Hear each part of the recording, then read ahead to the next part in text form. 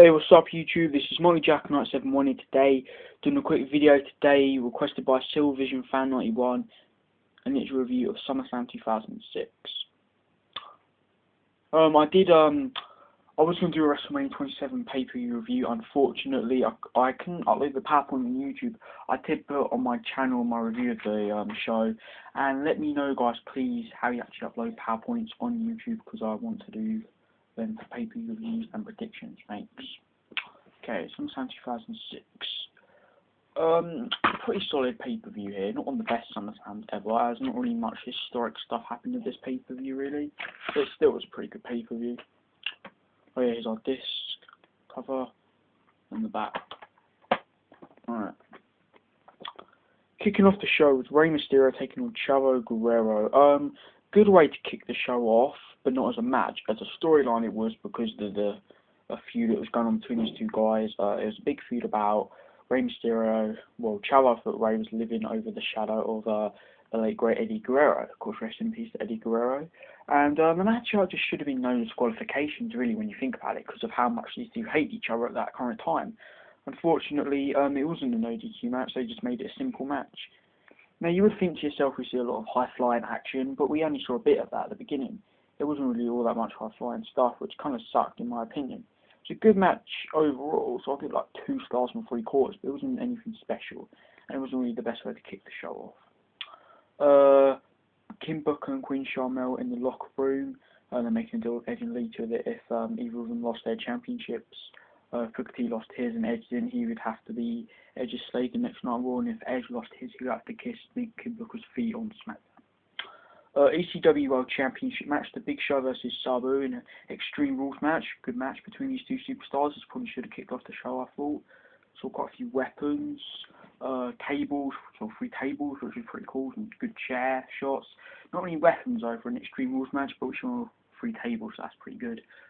There's a victory for The Big Show after he chokeslammed Sabu through a table. So I'll give this 3.5 stars. Good match. The Texas Women on TV, the 2006 WWE Diva Search Finals recap. This is when Layla won, and so we're backstage, like, meeting all the divas. Legend versus Legend Killer, Hulk Hogan versus Randy Orton. This matchup was a treat, really, because, you know, got to see a legend like Hulk Hogan having one more, you know, another match in the ring, and he was taking on Randy Orton.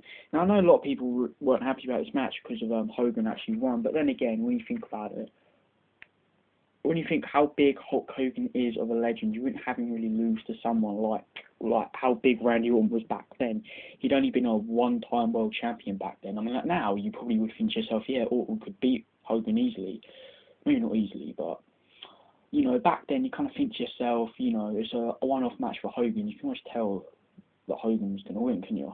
I'll give it 3 stars. It was a fun match. I Quit match with Ric Flair versus Mick Foley. Very bloody match this was. Sort of barbed wire, trash can, you know, lots of blood. It was a great match. Timing wasn't as fantastic, but I still enjoyed the match. Match have had to be stopped a couple of times, not officially, because Leaf Man said I quit, but the first time Mick Foley fell outside the ring landing on a trash can.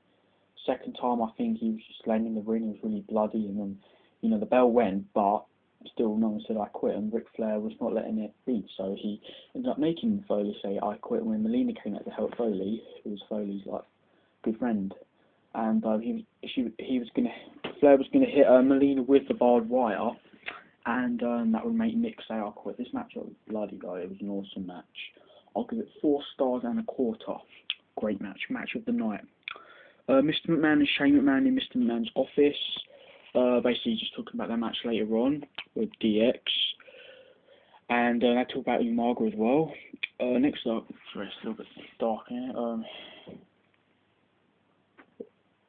World Heavyweight Championship match, Kim Booker with Queen Charmel versus Batista. Yeah, sorry, it's a little bit too dark now. Might put it here, might be a bit better. This match I actually didn't like at all. I didn't mind the disqualification, because really you kind of can tell, you know, that one of the champions would get himself disqualified because of that deal they made earlier. But this matchup sucked. It was boring. The timing was bad, and it was boring. It just didn't have anything to it. It was slow paced. Not much happened. I didn't like this match at all. I could like 2 stars because at least I actually had a match, but it was a boring match like that. Definitely not as good as what you would have hoped for. D-Generation X versus Mr. McMahon and Shane McMahon.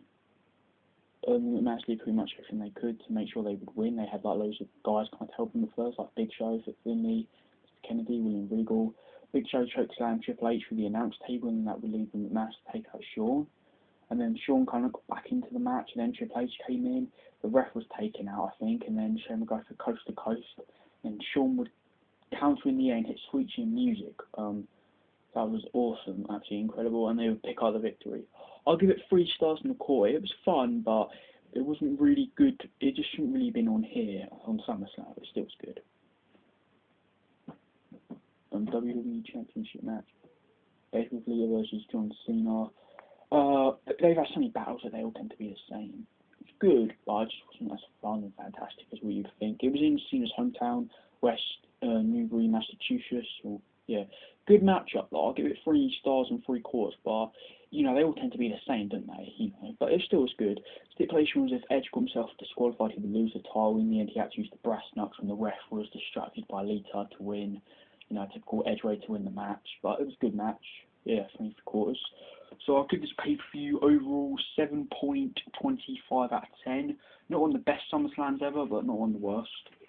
Extras include SummerSlam, the biggest part of the Summer Vintage one, the last hot dog on the advertisement for it. The second one is the potato sack race, the making of the biggest party of the summer, and John Cena Edge story the next night on Raw. Also featured the return of Jeff Hardy and when Cena and Edge had a fight like around, I think it was the Gulf of Mexico. So, silvervisionfan91, I hope you enjoy this DD review. I'm Mo Jack, not someone here. I'm out.